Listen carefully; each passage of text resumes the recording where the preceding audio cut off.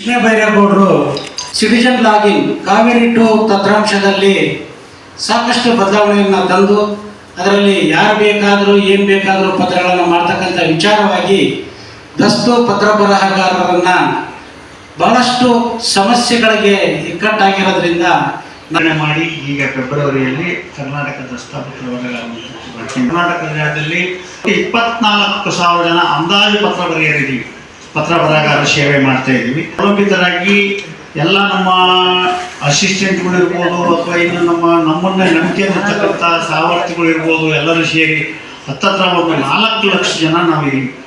ಈಗ ನಮ್ಮ ಮಾನ್ಯ ಕಂದಾಯ ಸಚಿವರು ಈ ಕಾವೇರಿ ಟು ತಂತ್ರಾಂಶದಲ್ಲಿ ಕೆಲವು ಬದಲಾವಣೆಗಳನ್ನು ಅಳವಡಿಸಿ ಇದರಿಂದ ಕೆಲವರಿಗೆ ಭಾಳ ತೊಂದರೆ ಆಗ್ತಾಯಿದೆ. ಯಾರಿಗೆ ಏನು ಮಾಡ್ತಾ ಇದ್ದೀವಿ ಏನಿಲ್ಲ ಅನ್ನೋದು ಯಾರಿಗೂ ಅರ್ಥ ಆಗ್ತಾ ಇಲ್ಲ.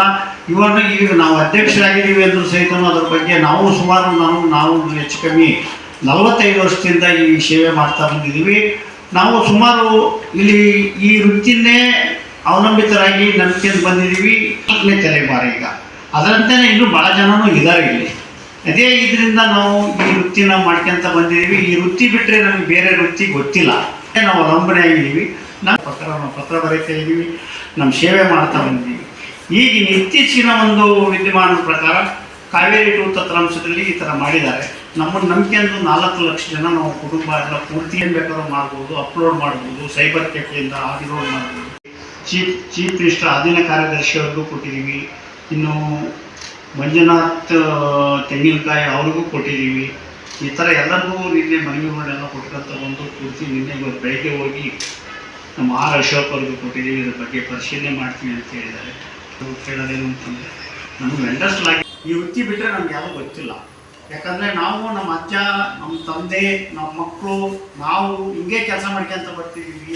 ಇದನ್ನು ಪರಿಶೀಲನೆ ಮಾಡಿ ನಮಗೆ ಸ್ಪೆಷಲ್ ಆಗಿ ಕೊಡೋಕ್ಕೆ ನಮ್ಗೆ ಅವಕಾಶ ಮಾಡಿಕೊಡ್ಬೇಕು ಅಂತ ಹೇಳಿ ಈ ಮ್ಯಾರೇಜಿಂದಲೂ ಈ ರೀತಿ ಸಮಸ್ಯೆ ಆಗಿದೆ.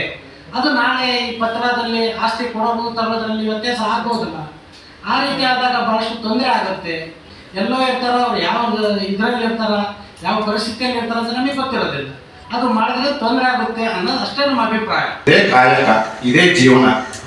ಅದರಿಂದ ನಮ್ಮ ಮೂಲಕ ಹೋದಾಗ ಆ ಸಿಟಿಸನ್ ಲಾಗಿನ್ ಅನ್ನೋದೇನು ಮಾಡುತ್ತೆ, ನಾವು ಕೂಡ ಅದ್ರಲ್ಲಿ ಗುರುತಿಸ್ಕೊಂಡಿರ್ತೀವಿ. ಒಂದು ಎರಡನೇದಾಗಿ ನಮಗೆ ಸರ್ಕಾರದಿಂದ ಯಾವುದೇ ಸವಲತ್ತು ಅಥವಾ ಸೌಲಭ್ಯ ನಾವೇನು ಕೇಳ್ತಾ ಇಲ್ಲ.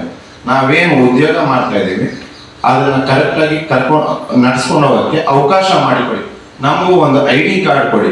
ಕೆಲಸ ಏನಾಗುತ್ತಾರೆ ಸರ್, ಅವ್ರಿಗೆ ಯಾವುದೇ ಕೂಡ ಖಂಡಿತ ಮಾಹಿತಿ ಇರೋದಿಲ್ಲ ಪತ್ರದಲ್ಲಿ ಏನಿರುತ್ತೆ ಅಂತ. ಎಲ್ಲ ಒಂದ್ ಕಡೆ ಹೋಗಿ ಡೀಟೇಲ್ಸ್ ತಗೋತಾರೆ, ಇನ್ನೊಂದ್ ಕಡೆ ಹೋಗಿ ಟೈಪಿಂಗ್ ಮಾಡಿಸ್ತಾರೆ. ಸೇಡಿಟ್ನ ಆಗಲಿ ಏನೇ ಡಾಕ್ಯುಮೆಂಟ್ ಆಗಲಿ ಸೀದಾ ಬರ್ತಾರೆ. ಇಲ್ಲ ಒಂದ್ ಕಡೆ ಕಾವೇರಿ ಟು ಓಪನ್ ಇದೆ ಲಾಗಿನ್, ಪಬ್ಲಿಕ್ ಲಾಗಿನ್ ಅಲ್ಲಿ ಅಪ್ಲೋಡ್ ಮಾಡ್ತಾರೆ. ಸಬ್ ರಿಜಿಸ್ಟರ್ ಆಫೀಸ್ ಹೋಗ್ತಾರೆ, ರಿಜಿಸ್ಟರ್ ಮಾಡಿಸ್ಕೊಟ್ಟು ಹೋಗ್ತಾ ಇರ್ತಾರೆ. ಆದ್ರೆ ಅದೇನು ತಪ್ಪಾಗಿದೆ ಅಂತ ಸಫರ್ ಮಾಡೋದು ಸಾರ್ವಜನಿಕರೇ ಸರ್.